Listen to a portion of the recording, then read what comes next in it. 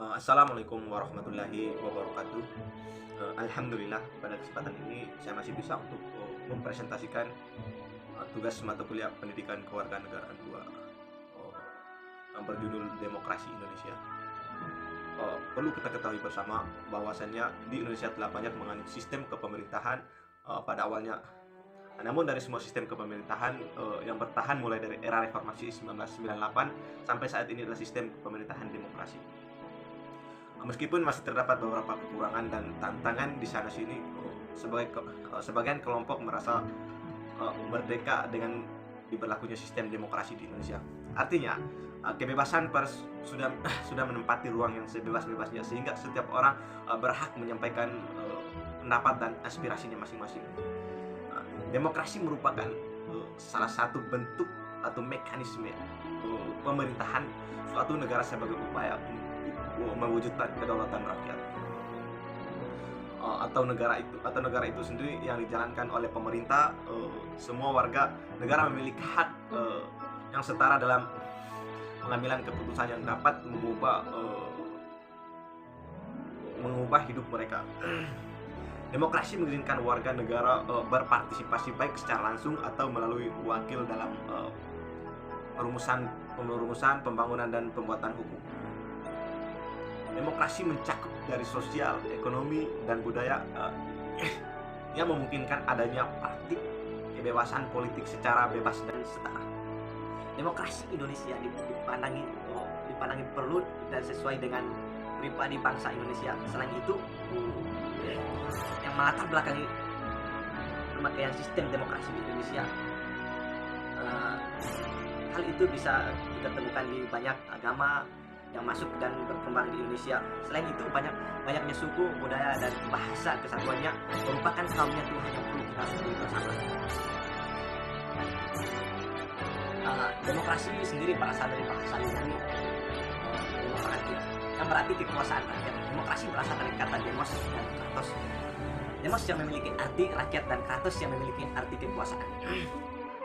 Menurut Kamus Besar Bahasa Indonesia (KBBI), demokrasi adalah gagasan atau pandangan hidup yang menganut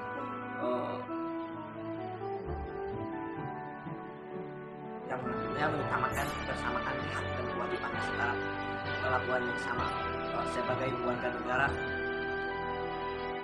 Adapun demokrasi menurut beberapa pandangan teori. Yang pertama menurut Aristoteles. Menurut Aristoteles, bahwasanya demokrasi mengemukakan ialah suatu kebebasan atau prinsip demokrasi kebebasan, karena hanya melalui kebebasan setiap warga negara bisa saling berbagi kekuasaan di dalam negaranya. Aristoteles pun mengatakan apabila seorang hidup tanpa kebebasan dalam memilih cara hidupnya, maka sama saja seperti budak.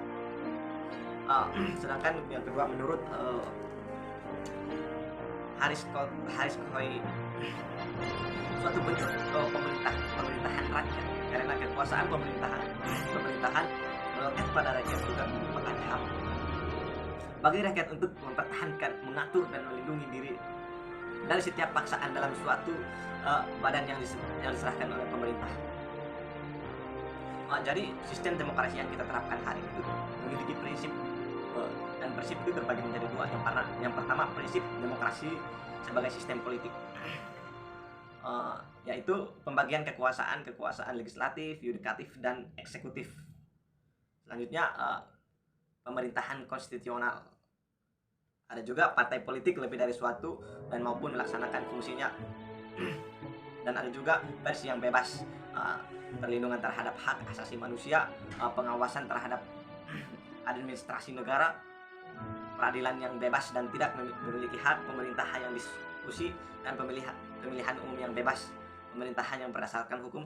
Itu bagian dari prinsip demokrasi sebagai sistem politik. Yang sedangkan prinsip non demokrasi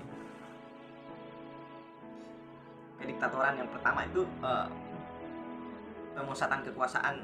Jadi pemusatan kekuasaan itu seperti legislatif, eksekutif, dan yudikatif menjadi satu dan dipegang serta dijadikan oleh satu lembaga.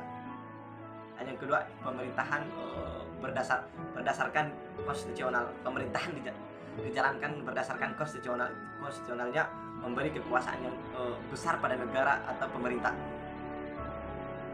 Ruler of power, prinsip negara kekuasaan yang ditandai dengan supremasi kekuasaan yang besar pada negara atau pemerintah. Pembentukan pemerintah tidak berdasarkan musyawarah, tetapi melalui dekret. Pemerintahan umum yang tidak berdemokrasi, pemilihan umum dijadikan hanya untuk memperkuat keabsahan penguasa atau pemerintahan negara. Manajemen dan kepemimpinan tertutup dan tidak bertanggung jawab. Sedangkan itu prinsip non demokrasi atau kediktatoran. Ada beberapa yang saya jelas tadi. Selain prinsip demokrasi yang kita terapkan atau sistem yang kita terapkan hari ini, yaitu demokrasi.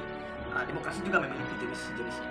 Pertama, demokrasi menurut aspirasi rakyat atau demokrasi langsung, merupakan sistem demokrasi yang memberikan kesempatan kepada seluruh warga negara dalam permusyawaratan saat menentukan arah kebijakan negara atau pemerintahan. Sedangkan yang kedua itu demokrasi tidak langsung.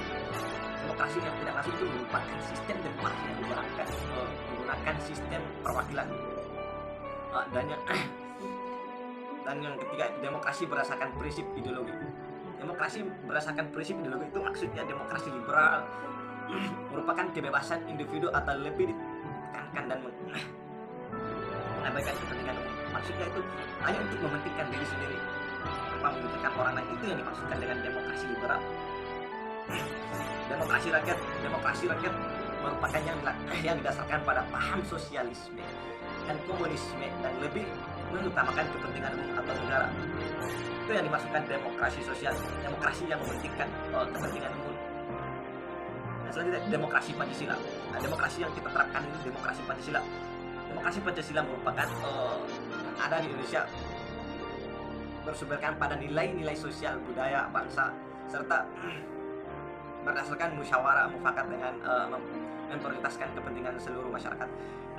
Maksud dari demokrasi Pancasila itu, dari beberapa demokrasi itu dia masuk semua, cakup dari demokrasi langsung, demokrasi tidak langsung, demokrasi liberal, demokrasi komunis, demokrasi kapitalis, semuanya masuk dalam demokrasi Pancasila. Selain jenis-jenis dan prinsip-prinsipnya, demokrasi juga memiliki ciri-cirinya. Ciri yang menggambarkan suatu pemerintahan didasarkan oleh sistem demokrasi seperti pemerintahan didasarkan kehendak dan kepentingan suatu rakyat. Ciri konstitusional ialah hak yang berhubungan dengan kepentingan, kehendak atau kemauan atau kekuasaan rakyat yang dituliskan dalam konstitusi dan undang-undang negara tersebut. Dan yang ketiga itu ciri perwakilan yakni dalam mengatur negara kedaulatan rakyat akan diwakilkan oleh beberapa orang yang sudah dipilih oleh rakyat itu sendiri. Ciri pemilihan umum yakni sebuah kegiatan politik yang didasarkan untuk memilih pihak dan pemerintah. Ciri kepartaian yakni partai akan menjadi media atau sarana untuk menjadi bagian dalam melaksanakan sistem demokrasi.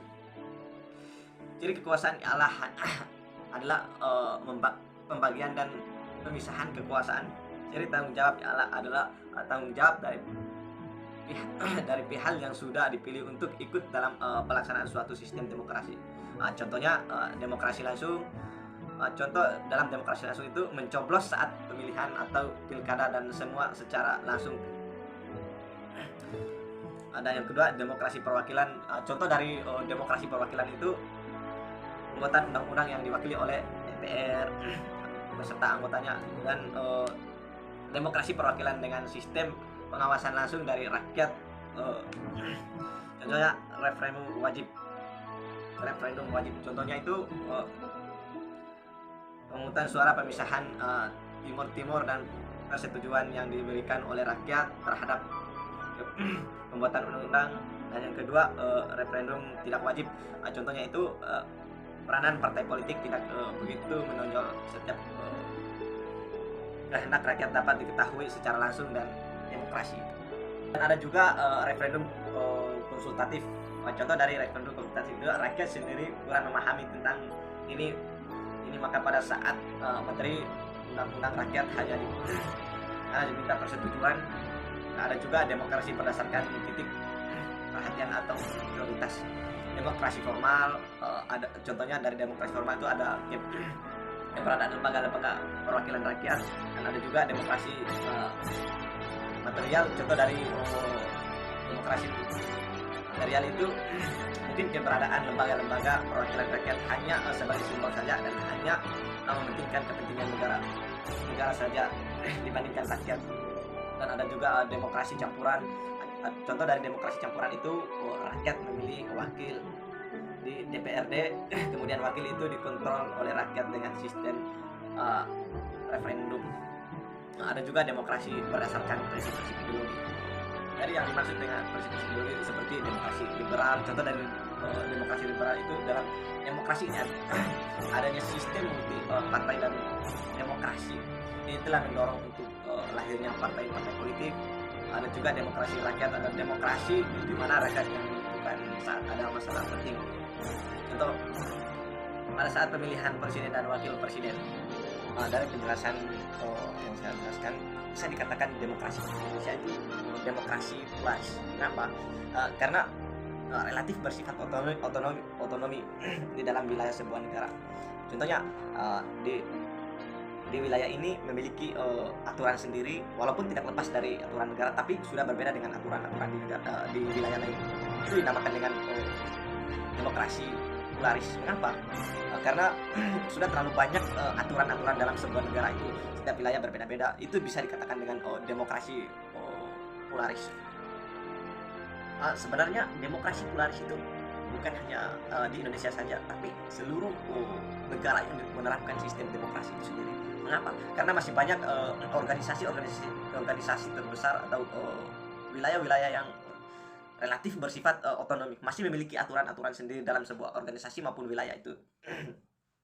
Karena demokrasi sebagai sebuah ideal dalam berbagai kurun sepanjang lebih dari 2000 tahun, proses-proses demokrasi secara khusus hanya digunakan pada negara-negara yang sangat kecil seperti negara-negara kota di Yunani dan Italia pada abad pertengahan. Peningkatan penerapan cita-cita demokrasi pada bangsa di abad ke-17 dan seterusnya. Masyarakat, lembaga-lembaga politik baru yang secara radikal berada dari yang diterapkan di negara-negara kota. Semua perantara baru sama menggambarkan maupun memaju lanjut perubahan dalam cara berpikir tentang demokrasi itu sendiri. Jika bentuk-bentuk yang baru membutuhkan perkenan dan satu dari cita-cita kuno, semua perubahan yang terjadi dalam kesadaran politik sehingga bersifat halus, elusif, dan membingungkan. Sekarang istilah demokrasi nyaris menyerupai puing-puing peninggalan kuno yang dipergunakan secara terus-menerus selama 2500 tahun. Dari sejumlah kemungkinan cara untuk menggambarkan demokrasi, saya akan mengambil dua di antaranya dan paling erat hubungan dengan problem pluralisme demokrasi. Yang pertama, menggambarkan demokrasi sebagai ideal atau sistem. Teoritis, mungkin pada batas ekstrim kemungkinan manusia atau juga di luarnya, sesuai dengan penafsiran ini, proses demokrasi ideal akan memenuhi 5 kriteria. Yang pertama, persamaan hak dalam membuat keputusan kolektif yang mengikat hak istimewa dari setiap warga seharusnya diperhatikan secara berimbang dan membutuhkan keputusan terakhir. Dan yang kedua, partisipasi efektif dalam seluruh proses pembuatan keputusan secara kolektif, termasuk terhadap penentuan agenda kerja. Setiap warga negara harus mempunyai kesempatan yang sama dan memadai untuk menyatakan hak-hak istimewanya dalam rangka mewujudkan kesimpulan terakhir. Dan yang ketiga, pembebasan kebenaran dalam waktu yang dimungkinkan karena keperluan untuk suatu keputusan. Setiap warga negara harus mempunyai peluang yang sama dan memadai untuk melakukan penilaian yang logis demi mencapai hasil yang paling diinginkan. Sedangkan yang keempat, kontrol terakhir terhadap agenda. Masyarakat harus mempunyai kekuasaan eksekutif untuk menentukan sosial-sosial mana yang harus dan tidak harus diputuskan melalui proses-proses yang memenuhi ketiga kriteria yang disebut. Pertama, dengan cara lain, tidak memisahkan masyarakat dari hak kontrolnya terhadap agenda dan dapat mendelegasikan kekuasaan dan mendelegasikan dan wewenang kekuasaan kepada orang-orang lain, pada orang lain yang mungkin dapat membuat keputusan lewat proses-proses dan demokrasi. Sedangkan kelima, pencakupan. Masyarakat harus meliputi semua orang dewasa dalam kaitannya dengan hukum kecuali pendatang semata. Dari penjelasan itu antara demokrasi pluralis dan demokrasi ideal itu sangat berbeda. Sedangkan penerapan sistem kepemerintahan kita hari ini bukan lagi demokrasi ideal, karena sangat berbeda dan sangat lancar sekali dari sistem demokrasi ideal yang dimaksud itu. Sulit untuk meyakini bagaimana orang-orang dapat memerintah dirinya jika proses pembuatan keputusan yang mereka anut tidak memenuhi kriteria ini. Dan sarannya sulitnya untuk memahami bagaimana mereka dapat duduk tidak memerintah dirinya sendiri selama proses-proses politik mereka telah memenuhi ukuran ini secara utuh, karena praktis semua sarana yang dijumpai di dalam dapur demokrasi itu dihubungkan dengan cita-cita pemerintah itu sendiri. Maka terasa layak untuk menyebutkan proses pembuatan keputusan itu sepenuhnya demokratis selama yang memenuhi kriteria ini. Sejauh mana proses demokrasi seperti yang didefinisikan oleh kriteria ini penting bagi pemerintah yang baik atau bahkan pemerintahan yang paling baik adalah baik. Terima kasih. Mungkin itu saja yang perlu saya sampaikan pada kesempatan ini. Lebih dan kurangnya saya mohon maaf. Wabillahi taufiq wal hidayah. Wassalamualaikum warahmatullahi wabarakatuh.